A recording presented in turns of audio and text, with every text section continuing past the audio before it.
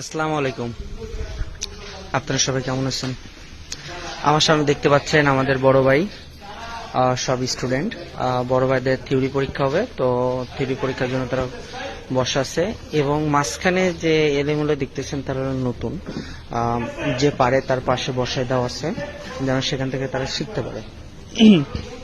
দেখুন, সকলে আমাদের ছাত্র ভাই যারা পরীক্ষা দেবে, দেখুন এদিকে আছে আমাদের লুৎফা স্যার।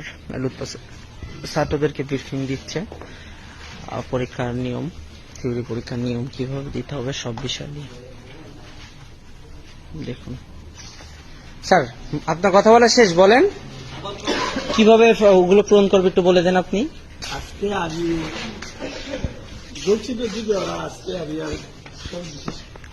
বলে দেন, ওই যে নতুন অনেকে আছে তো, খালি কিভাবে বৃত্তগুলো ভরাট করবে একটু বলেন।